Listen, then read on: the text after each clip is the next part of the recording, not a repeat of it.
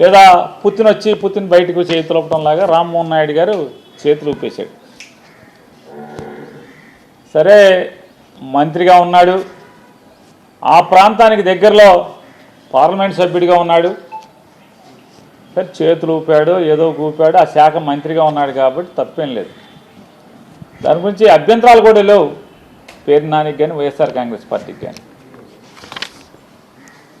అవసరమైతే ఆనందపడతాం, అరే మన ఎంపీ మన రాష్ట్రానికి సంబంధించిన ఎంపీ ట్రంప్ లెవెల్లో పుతిన్ లెవెల్లో విమానంలో దిగాడు అని చెప్పని ఆనందపడేవాళ్ళమే తప్పితే ఎవరు ఈసుపడేవాళ్ళం ఎవరూ లేవు. కాకపోతే ఆయన దిగి కింద ప్రెస్ మీట్ పెట్టాడు. ఆ ప్రెస్ మీట్లో ఆయన మాట్లాడినటువంటి మాటల మీదే అభ్యంతరకరం. ఇక్కడ ఎందుకు అభ్యంతరకరం అంటే ఆయన నారా చంద్రబాబు నాయుడు గారు కలిసి అది నిర్మించేశారంట, ఈయన విమానం వేసుకొచ్చి దిగేశాడంట, హైదరాబాద్లో కూడా చంద్రబాబు కట్టేశాడంట, భోగాపురం కూడా చంద్రబాబు ఈయన కలిసి కట్టేశాడంట. ఇది తప్పు కదా అంటున్నాను. చిన్న వయసులో అదృష్టవశాత్తు మంత్రి అయ్యావు, నీ అమోఘమైనటువంటి తెలివితేటలతో, అపారమైనటువంటి మేధస్సుతో, నీ సమర్థతో భారతదేశం మొత్తాన్ని కూడా అల్లకల్లోలం చేసి ప్రపంచం ముందు సిగ్గుపడేలాగా చేశావనేది ప్రపంచం ఎప్పటికీ మర్చిపోదు. ఇండిగో వ్యవహారంలో భారతదేశం మొత్తం సిగ్గుతో తలంచుకునేటువంటి పరిస్థితిలో మీరు అత్యంత సమర్థనీయవంతంగా మీ శాఖను నిర్వర్తించారు కాబట్టి మీ గురించి అందరం భారతీయులందరం కూడా గర్వపడుతుంటాం. ఇంత గొప్పడు మనకి ఎక్కడ దొరుకుతాడు? దేశం తలకాయ ఉంచుకునేలాగా ఇంత అద్భుతంగా ఎవడు చేయగలడు? భారతదేశం మొత్తాన్ని ఇది 150 కోట్ల మంది జనాన్ని ప్రపంచం ముందు తలకాయ ఉంచుకునేటువంటి అద్భుతమైనటువంటి విషయాన్ని ఎవడి వల్ల సాధించేది, ఎవడి వల్ల అవుద్దని చెప్పనేది అందరం కూడా గుర్తుంచుకుంటాం. ఇవాళ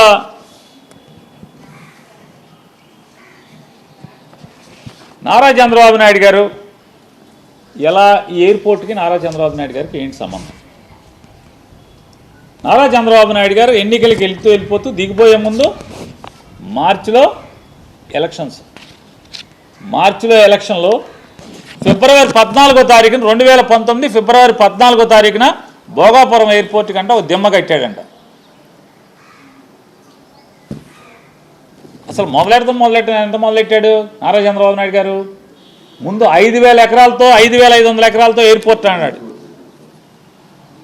5,500 ఎకరాలు అన్నాక మళ్ళీ ఒక నెల, 2 నెలలు, 3 నెలలు గడిచినాయి. అబ్బెబ్బే తూచి 5,500 అసలు బాగోదు, అది ప్రపంచంలో అతిపెద్ద విమానాశ్రయం నేను కట్టాలి, 15,000 ఎకరాలతో భోగాపురం ఎయిర్పోర్ట్ నిర్మాణం చెప్పి మొదలుపెట్టారు. 5,500 ఎకరాలు అన్నాడు, 15,000 ఎకరాలు అన్నాడు.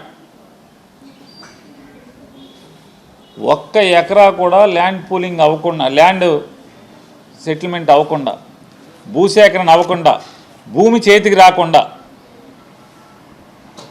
రాయేసేదాన్ని ఏమంటారు అంటే, ఎట్టాగో పోతామని తెలుసు, ఎట్టాగో ఇంటికి పోతున్నాం కాబట్టి ఒక రాయేసి ఉంటే ఎప్పటికైనా నేనే వేసాను అని చెప్పి చెప్పటానికి, ఏది హైదరాబాద్ నేనే నిర్మించానలాగా నేనే వేసాను, నేనే కట్టానని చెప్పి చెప్పటానికి తప్పితే ఎందుకు పనికి వస్తుంది అంటున్నా. ఇదొక్కటే కాదు, మీరు బందర్ పోర్టుకు కూడా 33,000 ఎకరాలు భూసేకరణ నోటిఫికేషన్ ఇచ్చి 2019 ఫిబ్రవరి 7వ తారీఖున బందర్ వచ్చి శంకుస్థాపన చేశారు. మార్చి అది ఏమండి, మార్చి 7వ తారీఖు, ఇకంటే మార్చి 10వ తారీఖు 15వ తారీఖు కూడా వస్తుంది అనుకుంటారు. మార్చి 7వ తారీఖు బందర్ పోర్టు శంకుస్థాపన చేశారు. అంటే రేపు బందర్ పోర్టు వచ్చేడు పూర్తయిపోతుంది కాబట్టి అది కూడా మీరు కట్టినట్టేనా? సిగ్గుపడే పరిస్థితి ఉండదు. బోర్రకల్లో ఒక ఐరన్ ఓర్ ఫ్యాక్టరీ కూడా శంకుస్థాపన చేశారు. ఇట్లాగే ఎలక్షన్ల ముందు 2019 ఎలక్షన్ ఫిబ్రవరి మాసంలో కర్నూలులో ఓర్వకల్లో 3,500 కోట్లు 4,500 కోట్లు పెట్టి ఉక్కు కర్మాగారం నిర్మాణానికని శంకుస్థాపన చేశారు. అయిందా? భోగాపురం ఎయిర్పోర్టు జగన్మోహన్ రెడ్డి గారు రాకపోతే ఇవాళకి ఏమైనా మొదలయ్యేదని అడుగుతున్నాను.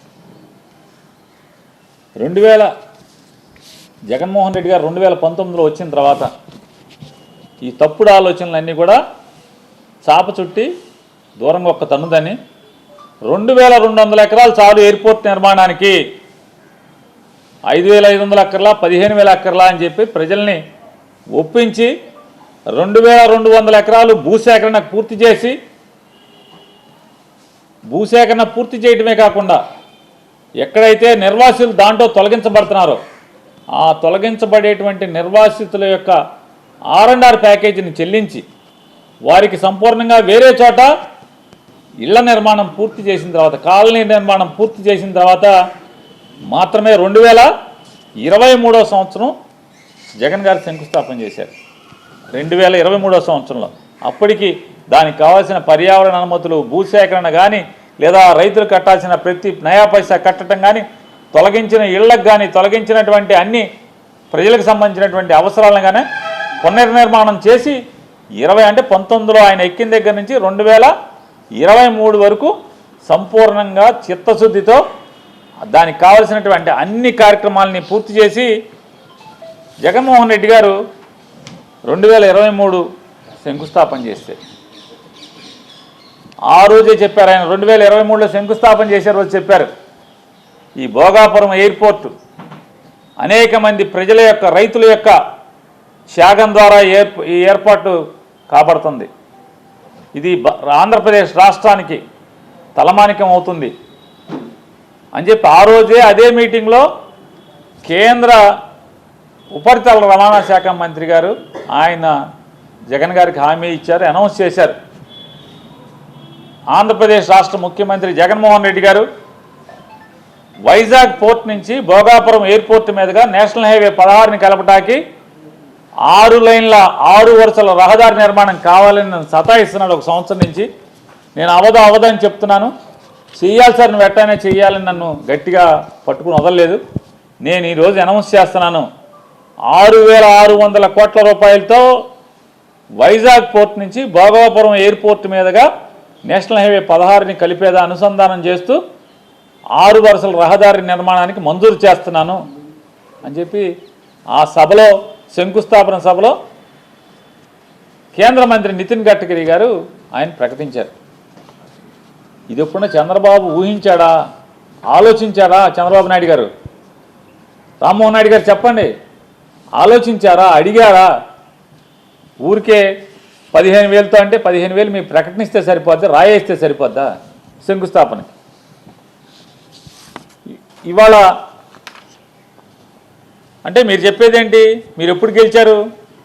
2024 జూలైలో ప్రమాణ స్వీకారం చేశారు. జూన్ ఆఖరిలోనే ప్రమాణ స్వీకారం చేసినట్టున్నారు.